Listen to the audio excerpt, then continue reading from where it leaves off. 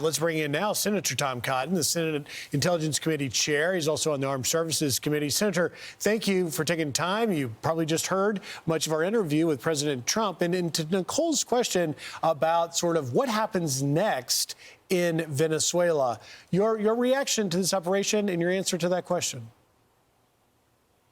Well, thanks for having me on. I did hear your interview with President Trump. First, let me join the president in commending our brave and exceptionally skilled troops. As he said, there's no military in the world that could do what we just did, flew into another nation's territory and executed an arrest on their illegitimate dictator and his wife.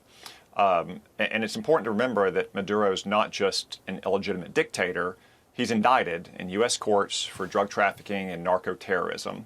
And now he's going to face justice. And parents across the state of Arkansas this morning are glad that their children are no longer endangered by that drug trafficker.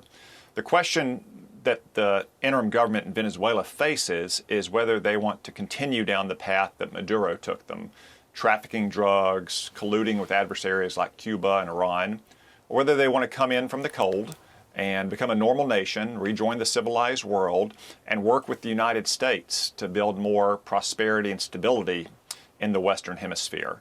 That's really the ultimate question that matters most to America, regardless who it is that ultimately emerges in the next few days, weeks, and months to govern Venezuela. We want them to be a government that works with us to build stability and prosperity in our backyard. You mentioned how daring that operation was. President Trump told us that he had initially planned this operation for 4 days ago, New Year's Eve, in fact. Let's play that clip, and I would like to get your reaction. So we were going to do this 4 days ago, but the weather was not perfect. The weather has to be perfect. And we had just the perfect weather. We had, very good. A little bit few more clouds than we thought, but it was good. We waited 4 days. We were going to do this 4 days ago, 3 days ago, 2 days ago. And then all of a sudden it opened up and we said go. And I'll tell you, it was just amazing. And what was he doing? He was in a very highly guarded, like a fortress, actually. He was in a fortress. That we had nobody killed was amazing. I think we had nobody killed, I have to say, because a couple of guys were hit, but they came back and they're supposed to be in pretty good shape. But that we had nobody killed, that we lost no aircraft. Everything came back. We got it all back. One of them was hit pretty hard, but a helicopter, but we got it back. But it just was the right time to do it. We had to do it because it's a war. We're losing 300,000 people a year. We don't lose that much in a war, okay, if you look. And we had to do it. But he was in a house that was more like a fortress than a house. It had steel doors. It had what they call a safety space where it's, solid steel all around. He didn't get that space closed. He was trying to get into it, but he got bum rushed so fast that he didn't get into that. We were prepared. We had, massive blowtorches and everything else that you need to get through that steel, but we didn't need it. He didn't make it to that area of the house. It's important to remember, Senator Cotton, there's nothing guaranteed about this moment that we're in right now. No, there's not. I mean, this operation was executed almost flawlessly. I spoke with Secretary Rubio this morning. He did share that we did have wounded personnel, but no killed. But that's never guaranteed in advance. You never know how a mission is going to be carried out. So I really commend President Trump for having the nerve to go forward with this. And the operational security surrounding the mission for days when they were waiting for good weather and it didn't leak out and didn't therefore ruin the mission. And as the president said, if you're a drug trafficker and you're indicted in U.S. courts especially, the United States is going to come after you. And we're going to arrest you and we're going to bring you to justice. And that's whether you're in the streets of the United States or whether you're in a fortified compound in Venezuela. This is a U.S. indicted drug trafficker. Such people will never have safe haven, no matter where they are or what they call themselves. So kudos to President Trump for making a very brave decision and to our troops for carrying out that decision. You said you spoke with Secretary Rubio this morning. Can I ask you, Senator, was Congress or any of the committees notified in advance notice of this operation?